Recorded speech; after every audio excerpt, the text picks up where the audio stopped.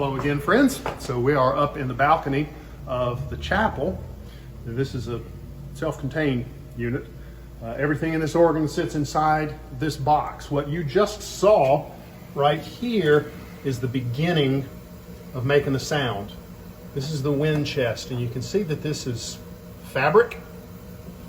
There's a blower on the other side of that blows wind into this, and then everything comes up into the pipes. There are weights on top of it. So the wind chest works just like a bagpipe does. You can blow into the pipe, into the bag, and put pressure on that bag and still take a breath and blow into it again. That's exactly how that works.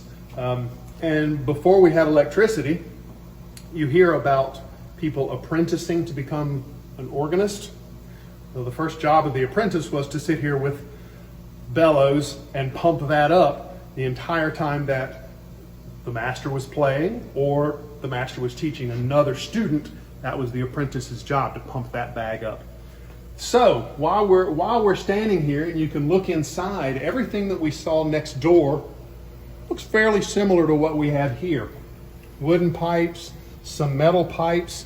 Here's a part you couldn't see next door. DP, if you'll look up in there, you'll see those little silver solenoids.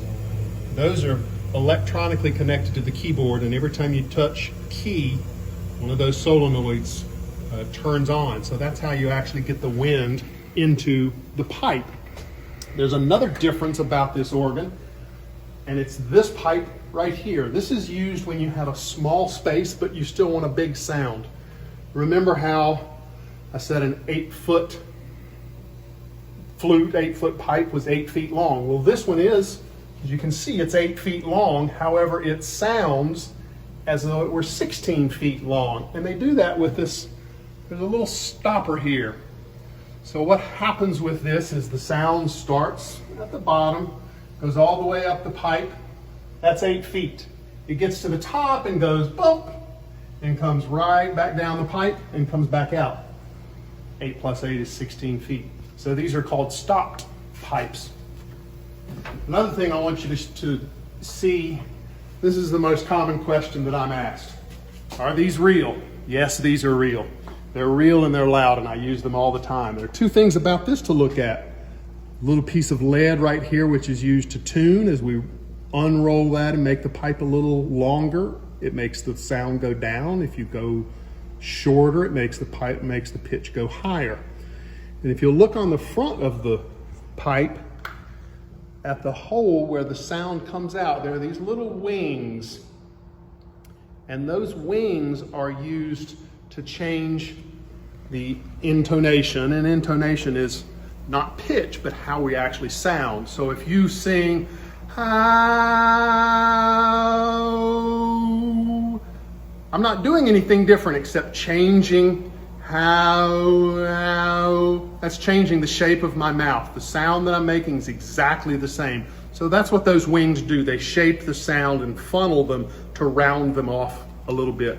I want you to listen to the differences in the pipes now. Remember, we had 4 different types of pipes: strings, reeds, flutes, and principals.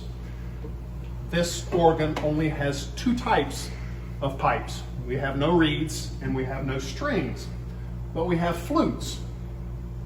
And I want you to hear the difference in flutes and principals. So here is a flute sound.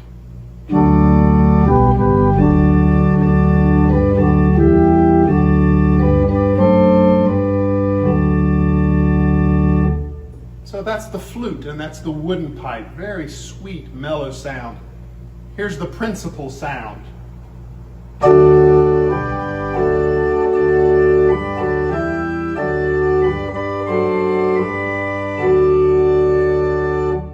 Very, very, very different sound.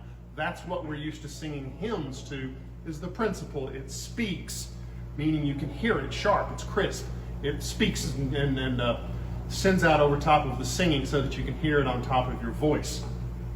You also say, why do I have 2 keyboards? It seems like what you could play, you could do on one keyboard. Well, let me show you. Let me show you what we can.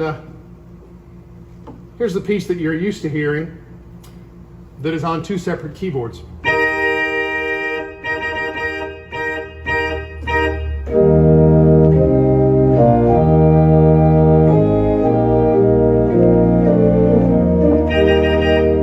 If I could play the organ, I could play a little better. Sorry. So you see how the sound from one keyboard and the sound from another keyboard are distinct and different. You can also use that if you'd like to bring out a melody, for example.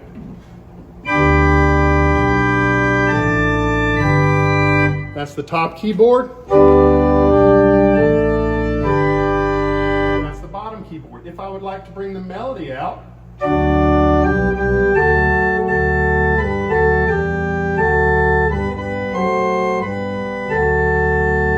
you can play a different keyboard.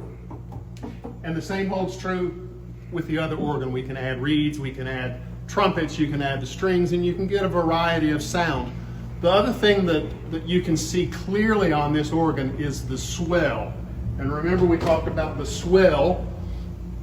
The organ next door had the big swell pipes in the chamber. This has a swell for the entire organ. So I can make the entire organ soft or loud. And these shutters are connected to this little gas pedal. So as I move the pedal in and out, the shutter will open and close. So listen to the sound as I open and close that shutter.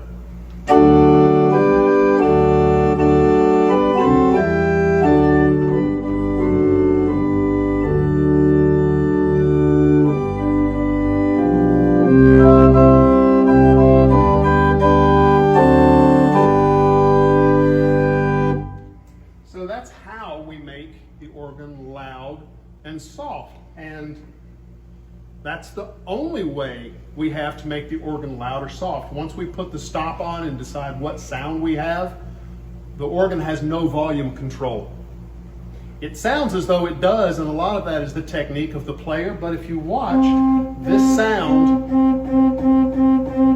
I can play it as loud as I want, as hard as I want, or I can play it as soft as I want. It's the exact same sound. It's either on or it's off. And it always has the same volume. Very different from strings, very different from guitar, very different from a trumpet. So that was one of the challenges that they had when they were making instruments, is how do I make an instrument that can be loud and soft without changing the stops? That's what led to the piano. And we will talk about that next week. Peace to you.